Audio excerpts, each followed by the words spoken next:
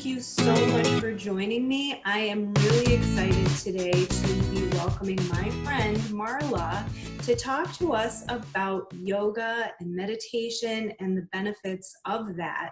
But before I get started, I want to introduce myself again. My name is Sarah Norton, and I am wellness specialist here at Gannett. And for those of you who have not had a chance yet to attend either one of Marla's wonderful webinars or see some of the classes that she's been offering, I'm going to reintroduce Marla as well. So Marla Pelletier is the president of Inward Office here in Rochester, New York. Inward Office is a New York-based company that teaches mindfulness, yoga, and fitness classes to organizations. Marla is a certified yoga instructor. She is also certified in mindfulness, meditation, and mindful eating as well. She is a mother, a wife, a sister, a daughter, a leader, and I'm very happy to say a friend. She has also been a wonderful partner to us as we've been trying to readjust and reimagine how we think about health and wellness in this new world that we're currently in. And she has been partnering with us to offer live Zoom-based yoga and meditation and Pilates classes to our employees free.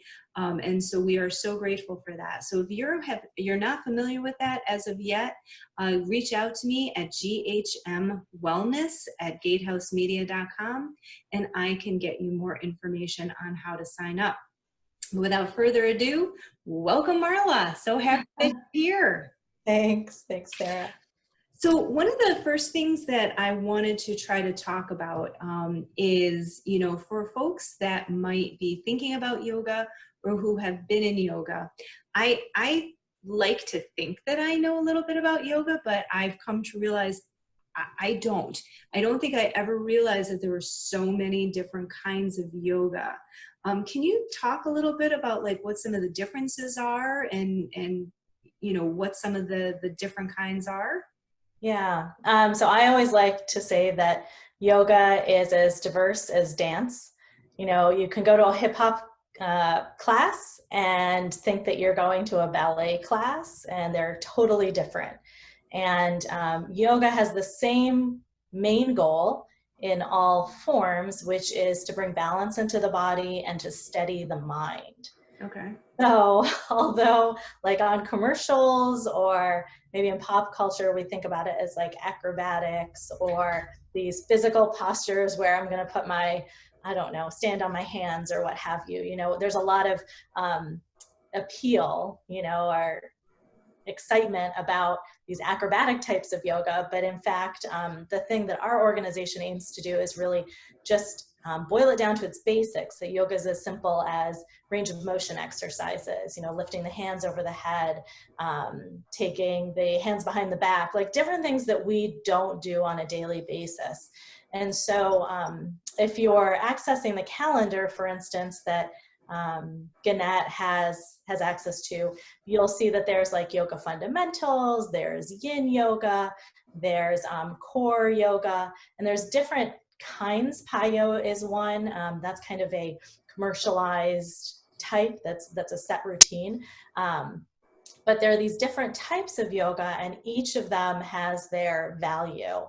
And so it's really important to find one, the type of yoga, and two, the teacher that you kind of vibe with or a style that you enjoy, because that's what's going to keep you coming back to class, is finding the right teacher and the right style. And just so you know about teachers, every instructor on our team and at any studio you go to has a different training. And so what they're trained in and what their personal practice is, and even what they're practicing at the time, all of those are going to influence what they bring to the class. And so I always feel like if you tried a class and you didn't like it, there's probably another class somewhere that you will like, because of the diversity. Huge.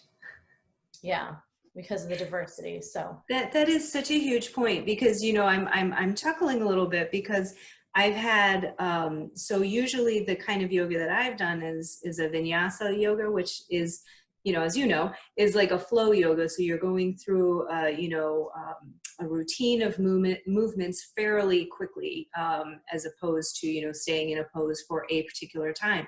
And I've had some people who, have been very into the moment. And then I've had others that were like very, almost boot campish. Mhm. And I've learned which ones I did better with. I bet you can guess which ones I thrive better with, not the boot camp ones. But so I think it really is important to know that not all instructors do teach yoga the same, just like there aren't the same types of yoga practice. So that was, thank you for bringing that up. And then I wanted to ask you too. So, a lot of us are going through a situation right now where maybe we did used to practice on a regular basis, or, we found we enjoyed it. But like, I know for me, I'm struggling with energy. I am, fatigued a lot more easily. I'm a little less engaged at times. And so even the idea of doing a vinyasa yoga through some of the Zoom programs that I really enjoy, and I know after I do it, I love it. Mm-hmm. The energy and the motivation to bring myself there, it's so hard to do it. Because I do vinyasa, should I always be doing vinyasa, or are there other types of yoga that might help depending on the mood I'm in? That's a great question. I think that there's like an old adage with, some yoga teachers and trainers, which is like the studio that is in your neighborhood is the one you're going to go to. And so I think that extends in many ways. Like the class that you really enjoy is the one you're going to go to. And so one, that's very important. Like you have to enjoy your practice to keep it up, because yoga and what we teach, meditation, even the fitness classes, they're a practice. You have to keep doing them. It's not a test where you take it once and then you're done, right? Like you have to. I'm healthy. Yeah, I'm healthy now. Put it on your resume. All done. Checkbox. Yeah, exactly. Woo. Yeah. So it's not like that. You have to keep doing it. So the challenge is finding what's right for you. And so today, like you're saying, today I might be lethargic and I might be really like I ate too much yesterday and my body feels like schlumpy and I don't feel good. And so I don't want to go to my vinyasa class because it's high energy right from the start all the way to the end. So finding a class that meets you where you're at, I think is the first step.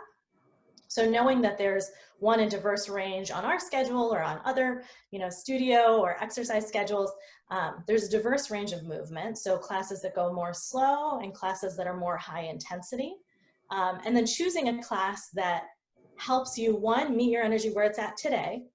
So like for instance, this morning I woke up with some energy. I decided to join Kelly's core class this morning.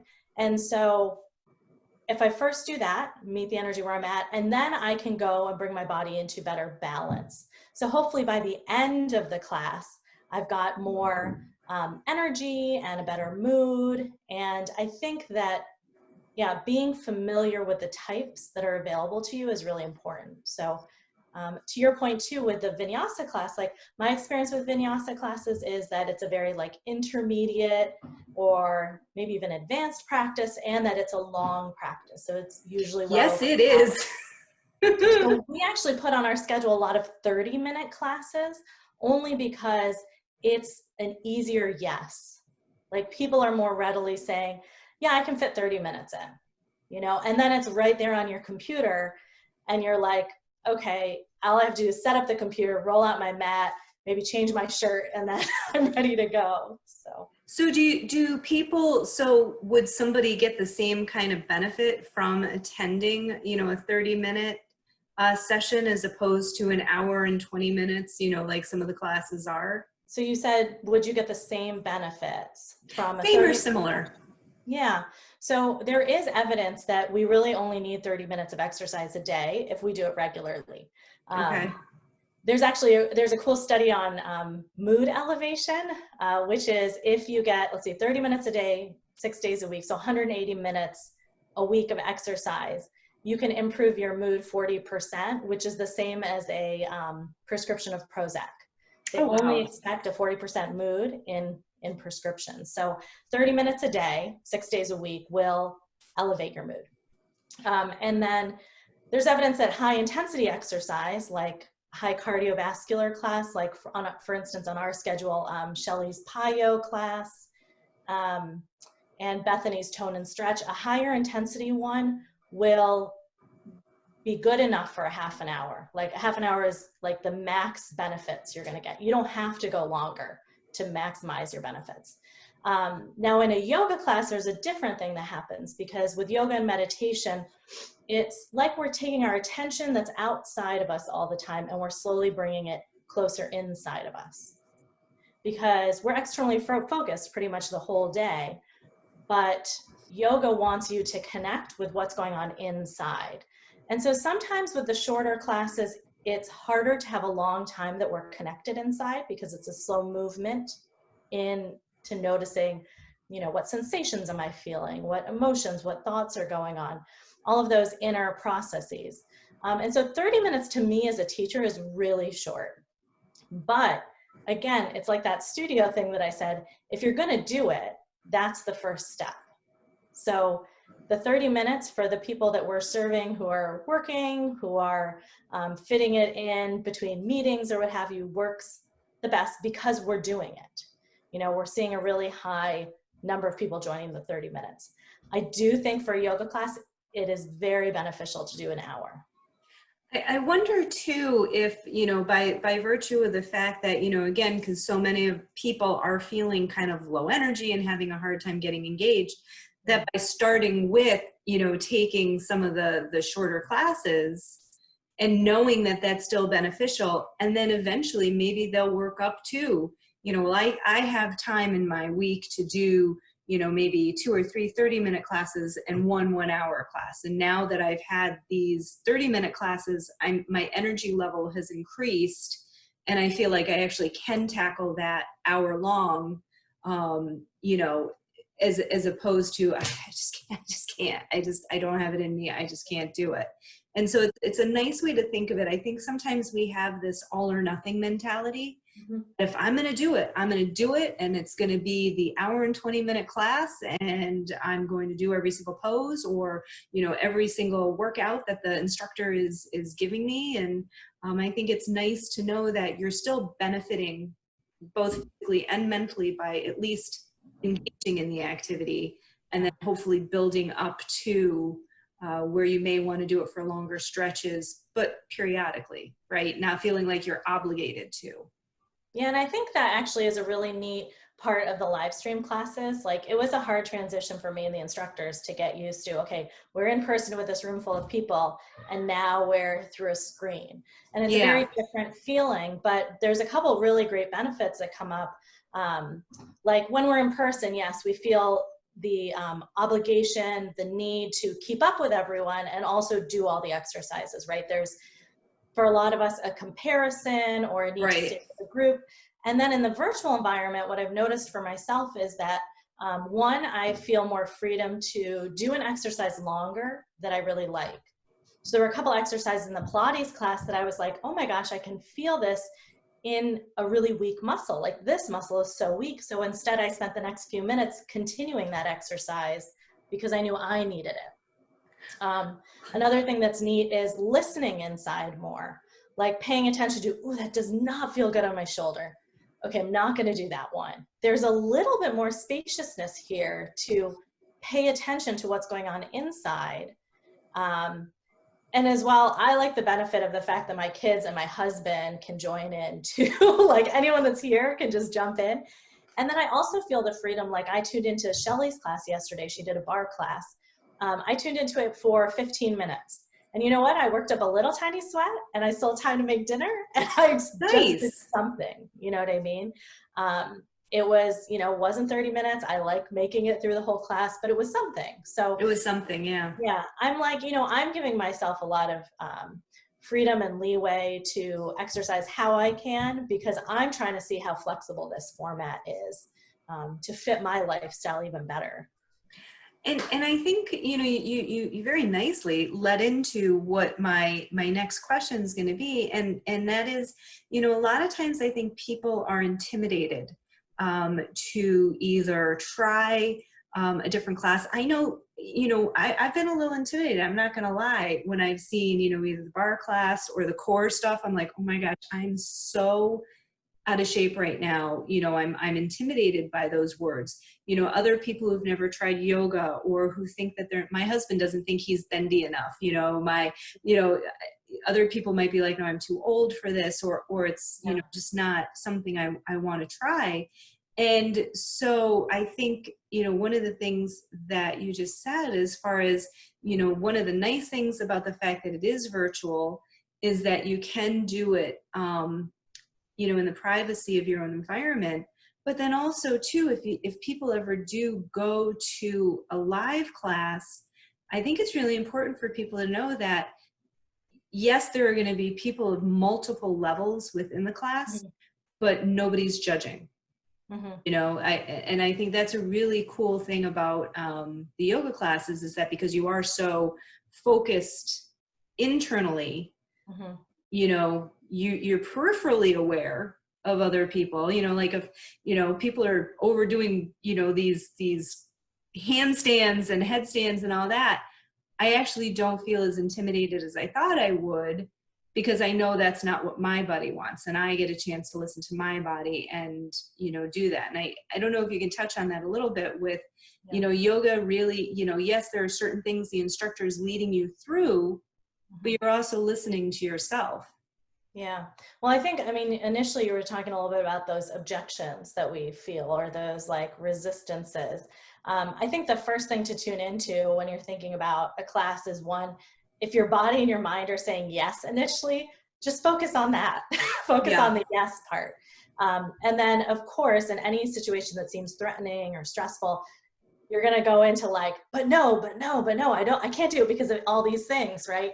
Um, and there's a couple of things, like for me, I'm not used to doing like core and bar. Those are not, like, my body's been acclimated to yoga for so many years. So I'll join into any yoga class because that feels like new or natural. But all of our core and our toning and our bar are really made for people that are brand new. And the teachers are teaching to you, like they're teaching you. They're not just saying, and do this and do this and do this.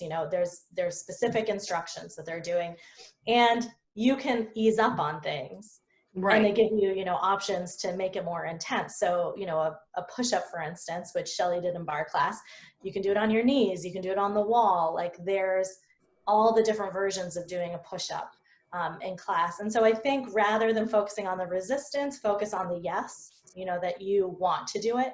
And if you come to class in this virtual environment too, if you come to class and then you're like, not for me, you can leave and no one's going Yeah. to look at you walking out the door. There's an okay, but really, like, we want you to stay the whole time. We want you to try it and give it a shot. But there is a listening inside that can happen to allow you to Yeah. make a better decision for you. Because the one thing that's tough here is knowing what's safe for you. Like, if I'm in a yoga class with you, I can have eyes on you and say, okay, let's do this variation. But here we're relying on you to make that decision. Right. You're paying attention to do what's safe for you. And So it's really important, listening to yourself, listening to, one, your yes, and trying to work on that, but then two, when your body says, no more. yeah. you And know, I it's don't, not I ready. don't think that anything is not achievable. Like, I do think that all the classes are made for many levels.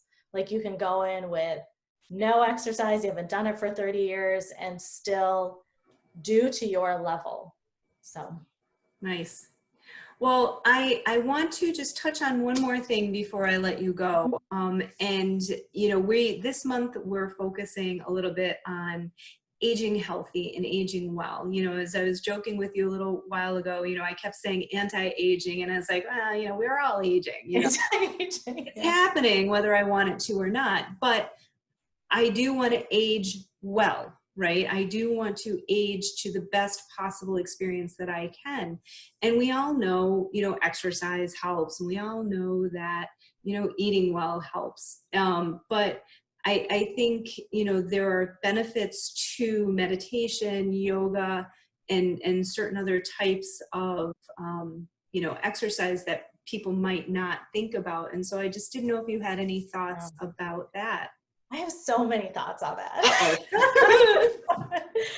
The ones that are new that are popping in my head now are, when I think about somebody who is older and getting on in age, it's hard to gauge what somebody's age is, but when you look at them, they can seem old. So you can see somebody who's 50 years old and is hunched over and, just shuffling along, right? And maybe their face is droopy and they have all these physical signs of aging. I don't necessarily think the years are the best indication, right? You can have the same thing. So I have my grandfather moved up here recently and he is 90 and he still takes his walks around the neighborhood, right? People have mistaken him for, 20 years younger because Nice. he is active. He was an athlete as a 20, 30, 40-year-old. And so he still has that kind of in his mind. And so the thing that yoga does that is excellent for anti-aging is simply range of motion exercises and flexibility exercises. Like we get calcified in our little seated desk position or sitting on the couch or sitting in the car. We're in that same position and our body says, okay, we're staying here again. I'll make these muscles long, I'll make these muscles short. And then your body is molding to what you're doing with it, right? And so with yoga, with the exercise classes, you're moving in a diverse range of movement so that you've not getting frozen shoulder, you're not having tight quads that lead to knee pain. Like these things that we think of as aging, like aging naturally means pain, discomfort, tightness, aches in the morning. It doesn't have to. Right. I am a firm believer that aging doesn't mean aches and pains. It just means that you're not moving your body in a diverse range of movement, strengthening it in weak parts, moving it in its full range of motion. So, even with my husband, the closest person to me, right? He's hunched over his computer these days. And so I'm just giving him simple, like, how do you stand against a wall and do this and really realign your posture so that you're resetting, your dominant, the dominant way you're moving. And what about from a mental perspective as well? So like from a physical perspective, we know it's definitely beneficial. Are there mental benefits as well? Yeah, so there's a lot of studies recently that have been done with meditation and neuroscience. Like we're learning how to monitor the brain more and see how these different practices like meditation affect the brain. And so one of the pieces of evidence is that the DNA actually is affected by a regimen of breathing, meditation, exercise, and right diet. And what happens is that, so Dr. Elizabeth Blackburn, she received the Nobel Prize on her research on telomeres, and they're these like little end caps that are on DNA. And if the end cap, kind of like a shoelace cap, if the end cap becomes frayed, it's a sign that the cell is aging and dying. And that's a sign of our body aging. And so if these end caps get frayed, actually it can be a sign that, well, stress can cause the end caps to fray. So they've compared groups that are regular meditators and have this healthy diet and regimen and those who are not. And they found that there's end cap repair and preservation the more one meditates and does these healthy exercises. And then there's even more with the brain's density. So the brain, as you age, naturally becomes less dense. And regular meditators, as compared to non-meditators, regular meditators have a more dense brain.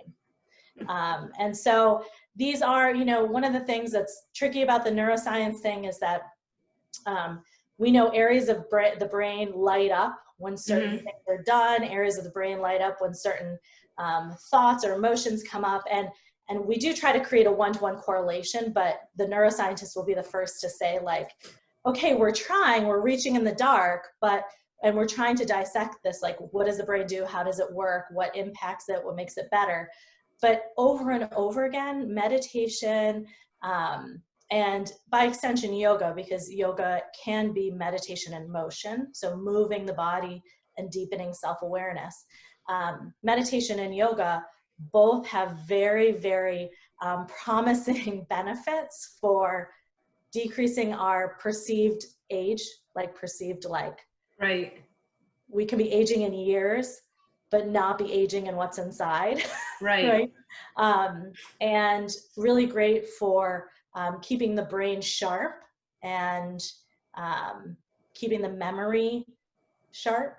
So there are different things that, again, we associate with aging: losing range of motion, slumping, losing our memory, that don't have to be there if we've got these regular practices in place. So That's really exciting. And I feel like you and I could probably have another whole conversation based on that. So maybe that's something we'll keep on the back burner for maybe we could do another time. yeah, I'll do it on my head for the facelift, right? We're That's talking about exactly. that, the inversions going upside down. There you go. It pulls the gravity the other direction, right? So instead of everything pressing down and getting droopy, And then you get down and you're dizzy. So before I wrap the interview up, are there any last thoughts that you want to share? I'm looking down at my notes here. I think the only thing to say is that ultimately we're trying to bring ourselves into balance and just focusing on the fact that if we have this desire to be healthy, if we have the inclination, like maybe I should try this, just focus on that and creating the courage to do it instead of focusing on the judging part or the resisting part that is there, for so many things in our life, that's saying no, be small, don't do it, have another potato chip, whatever it is. Focus on the good stuff. That question has really been present to me recently. Like, okay, I know what to do. Why aren't I doing it? What's stopping me? And why is that the thing that's stopping me? Like, that's been very present. And so it's opened up a lot of doors for me. Like, can I overcome it and just do the thing that I know is good? Again, not to sound like broken record, but I think that's huge. I think there are so many of us that are going through that right now. Even though we've been doing this now for several months, it still just feels like there are so many no's and so many limitations. And so I don't know if that is just a part of it, where, everything is just kind of like, no, I don't want to, it's just too hard. And I think it really is kind of recognizing we're all kind of in the same, boat, whether you're somebody like you who, has regular practice, somebody like me who this is, I know what I'm supposed to be doing and I'm struggling with doing it, or somebody who's just now, learning and starting out. It's just recognizing those barriers and, questioning, well, why am I allowing that to be a barrier? And then how can I say yes to it? So yeah. I want to thank you so very much for taking the time to, talk with me about this. I am so grateful for the classes that you and your instructors are providing to our employees. And so I want to say first, Marla, for joining us today. And then for everybody who took the time to watch this interview, thank you so much for joining us. We have more videos by Marla on our YouTube site, as well as, the ability to take classes with Marla and or her wonderful instructors. And as you heard in our conversation, there's a wide variety of classes that you can sign up for, from, bar, Pilates, core, and a variety of yoga classes as well. Plus, there's also mindfulness, meditation, and mindful eating, right? Like those are different classes that are offered periodically as well. Yeah, we don't have them on, we have a meditation class on Fridays on the schedule, but not the mindful eating right now. But we're, when there's interest, we definitely can hold them. So perfect. So it's a very, it's a wide variety of resources for you to take advantage of. So again, if you are interested, if it's not something you've heard of before, I apologize. And you can reach out to me at ghmwellness@gatehousemedia.com, and I will get you the information to sign up. So once again, thank you so much for joining us, and I hope you have a great rest of your day.